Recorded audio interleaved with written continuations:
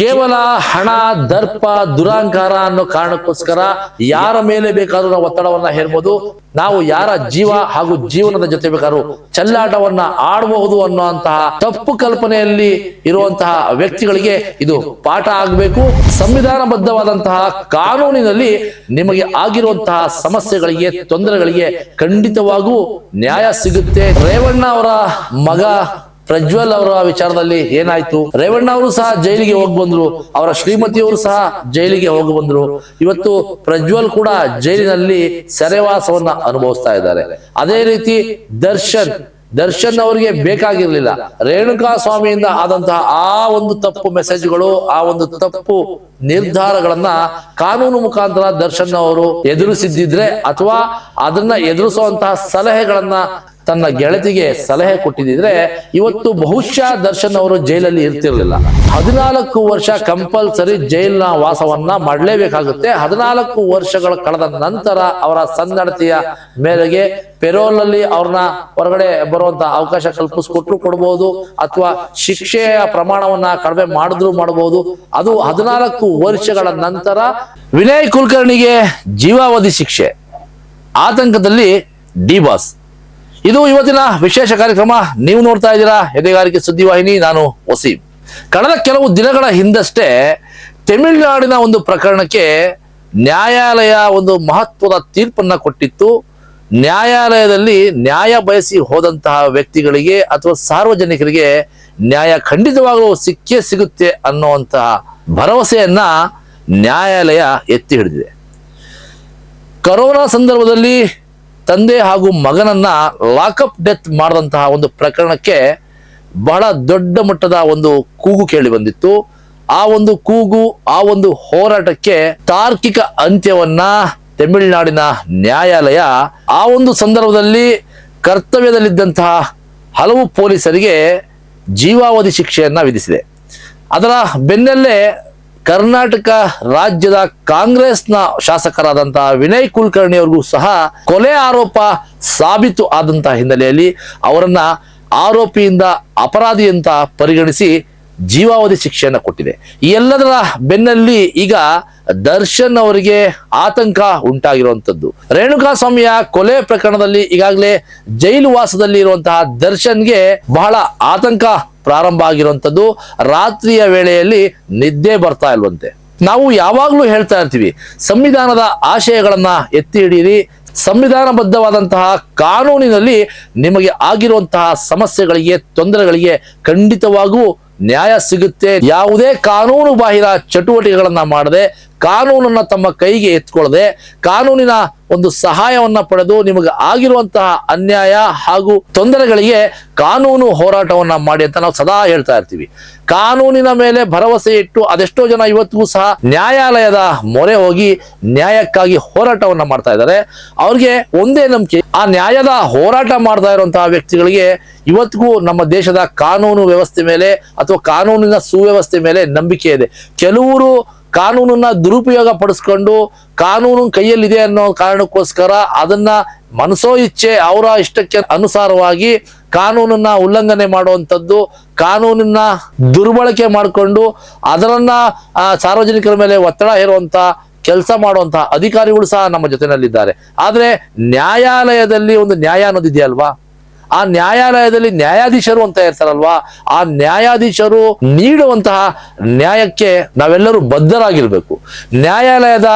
ನ್ಯಾಯಾಧೀಶರು ಕೊಡುವಂತಹ ತೀರ್ಪು ಅಥವಾ ನ್ಯಾಯ ಸರಿಯಾಗೇ ಇರುತ್ತೆ, ನಮಗೆ ನ್ಯಾಯ ಸಿಗುತ್ತೆ ಅನ್ನುವಂತ ನಂಬಿಕೆಯಿಂದ ಅದೆಷ್ಟೋ ಪ್ರಕರಣಗಳನ್ನ ಇವತ್ತು ನ್ಯಾಯಾಲಯದಲ್ಲಿ ನ್ಯಾಯಕ್ಕೋಸ್ಕರ ಹೋರಾಟವನ್ನ ಮಾಡ್ತಾ ಇದ್ದಾರೆ. JMFC ಕೋರ್ಟ್ಗಳಲ್ಲಿ ನ್ಯಾಯ ಸಿಗ್ಲಿಲ್ಲ ಅಂತಂದ್ರೆ ಹೈಕೋರ್ಟ್ ಇಲ್ಲ ಅಂತ ಹೇಳಿದ್ರೆ ಸುಪ್ರೀಂ ಕೋರ್ಟ್.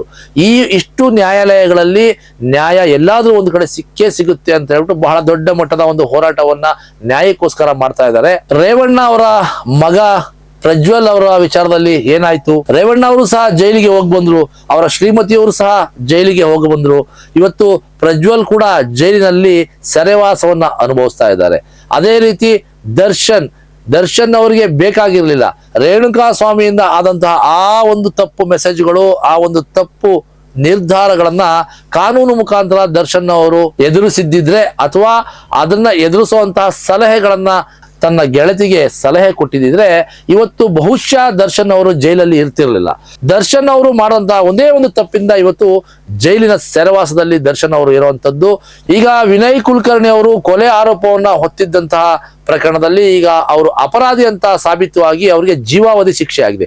ಅವರಿಗೆ ಜೀವಾವಧಿ ಶಿಕ್ಷೆ ಆಗಿದೆ ಅನ್ನುವಂತಹ ವಿಚಾರ ತಿಳಿದಂತಹ ದರ್ಶನ್ ಅವರು ಇವಾಗ ರಾತ್ರಿ ವೇಳೆಯಲ್ಲಿ ನಿದ್ದೆ ಬರ್ತಾ ಇಲ್ಲ, ಹೊಟ್ಟೆಗೆ ಅನ್ನ ಸೇರ್ತಾ ಇಲ್ಲ, ಬಹಳಷ್ಟು ಜಿಗುಪ್ಸೆ ಆಗ್ತಾ ಇದೆ, ಬಹಳ ಆತಂಕ ಆಗ್ತಾ ಇದೆ. ಮುಂದಿನ ದಿನಗಳಲ್ಲಿ ನನ್ನ ಒಂದು ಪ್ರಕರಣ ಯಾವ ಮಟ್ಟಕ್ಕೆ ಹೋಗುತ್ತೆ, ನನಗೂ ಎಲ್ಲೋ ಒಂದ್ ಕಡೆ ಜೀವಾವಧಿ ಶಿಕ್ಷೆ ಆಗ್ಬಿಡುತ್ತಾ ಅನ್ನುವಂತಹ ಆತಂಕಗಳು ಅವರಲ್ಲಿ ಕಾಡ್ತಾ ಇದೆ.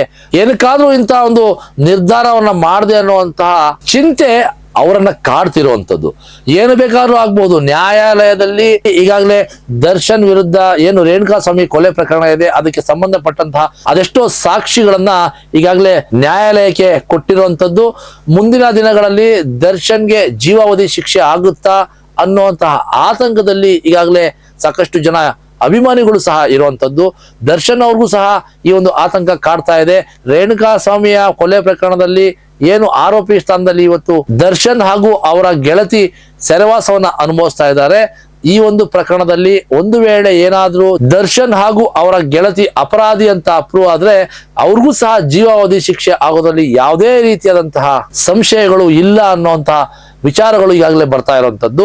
ಜೀವಾವಧಿ ಶಿಕ್ಷೆ ಅಂತ ಹೇಳಿದ್ರೆ ಆ ವ್ಯಕ್ತಿ ಎಲ್ಲಿವರೆಗೂ ಬದುಕಿರ್ತಾನೆ ಅಲ್ಲಿವರೆಗೂ ಸಹ ಜೈಲಿನಲ್ಲೇ ತಮ್ಮ ಜೀವನವನ್ನ ಕಳಿಬೇಕು ಅನ್ನುವಂಥದ್ದು ಜೀವಾವಧಿ ಶಿಕ್ಷೆಯ ಮಾನದಂಡಗಳು.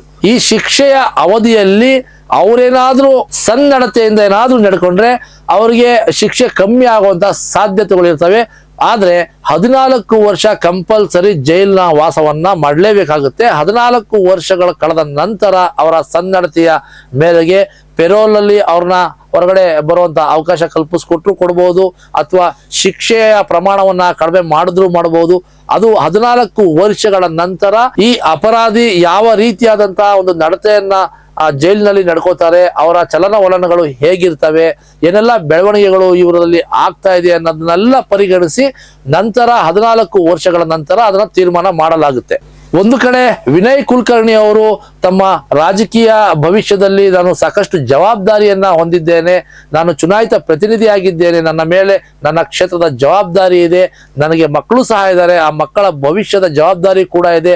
ಹಾಗಾಗಿ ಇದನ್ನೆಲ್ಲ ಮನದಲ್ಲಿ ಇಟ್ಕೊಂಡು ಆ ನ್ಯಾಯಾಲಯ ನನಗೆ ಕೊಟ್ಟಿರುವಂತಹ ಶಿಕ್ಷೆಯನ್ನ ಕಡಿಮೆ ಮಾಡಬೇಕು, ನನಗೆ ಪರಿವರ್ತನೆ ಆಗೋದಕ್ಕೆ ಒಂದು ಅವಕಾಶ ಮಾಡಿಕೊಡ್ಬೇಕು ಅಂತ ಅದೆಷ್ಟೇ ಮನವಿಯನ್ನ ಮಾಡಿದ್ರು ಕೂಡ ನ್ಯಾಯಾಲಯ ಜೀವಾವಧಿ ಶಿಕ್ಷೆಯನ್ನ ವಿನಯ್ ಕುಲಕರ್ಣಿಗೆ ಕೊಟ್ಟಿರುವಂತದ್ದು. ಆ ಒಂದು ಶಿಕ್ಷೆಯ ವಿಚಾರವನ್ನ ತಿಳಿದಂತಹ ದರ್ಶನ್ ಈಗ ಬಹಳ ಆತಂಕದಲ್ಲಿದ್ದಾರೆ. ಈಗಾಗಲೇ 45ರಿಂದ 50 ವರ್ಷದ ಆಸುಪಾಸಿನ ಒಂದು ಜೀವನವನ್ನ ಸಾಗಿಸ್ತಾ ಇರುವಂತಹ ದರ್ಶನ್ ಮುಂದೆ 14 ವರ್ಷಗಳ ಸೆರೆವಾಸವನ್ನ ಅನುಭವಿಸಿ ಸನ್ನಡತೆಯ ಒಂದು ವಿಚಾರದಲ್ಲಿ ಅವರ ಶಿಕ್ಷೆ ಪ್ರಮಾಣ ಕಡಿಮೆಯಾಗಿ ಅವರು ಯಾವ್ದಾದ್ರೂ ಒಂದು ರೀತಿಯಲ್ಲಿ ಹೊರಗಡೆ ಬಂದಂತ ಸಂದರ್ಭದಲ್ಲಿ ಮತ್ತೆ ಅವರ ಜೀವನವನ್ನ ರೂಪಿಸ್ಕೊಳ್ಳೋದಕ್ಕೆ ಸಾಧ್ಯನಾ? ಚಿತ್ರರಂಗದಲ್ಲಿ ತನ್ನನ್ನ ತಾನು ತೊಡಗಿಸ್ಕೊಳ್ಳೋದಕ್ಕೆ ಸಾಧ್ಯನಾ? ತಾನು ಮಾಡಿದ ಆ ಒಂದು ತಪ್ಪಿನಿಂದ ಇವತ್ತು ಇಡೀ ನನ್ನ ಭವಿಷ್ಯನೇ ಹಾಳಾಗೋಗಿದೆ, ನನ್ನ ಹೆಂಡತಿ ಮಕ್ಕಳು ಇವತ್ತು ಸಾಕಷ್ಟು ಸಮಸ್ಯೆಗಳನ್ನ ಎದುರಿಸ್ತಾ ಇದ್ದಾರೆ ಅನ್ನುವಂತಹ ಚಿಂತೆ ಇವತ್ತು ದರ್ಶನ್ ಅವರಿಗೆ ಕಾಡ್ತಾ ಇದೆ. ತಮಿಳುನಾಡು ನ್ಯಾಯಾಲಯದಲ್ಲಿ ಕೊಟ್ಟಂತಹ ಒಂದು ತೀರ್ಪು, ವಿನಯ್ ಕುಲಕರ್ಣಿಯ ವಿಚಾರದಲ್ಲಿ ಕೊಟ್ಟಂತಹ ಒಂದು ತೀರ್ಪು ದರ್ಶನ್ ಅವರಿಗೆ ಇವಾಗ ಆತಂಕ ಸೃಷ್ಟಿ ಮಾಡಿರುವಂತದ್ದು.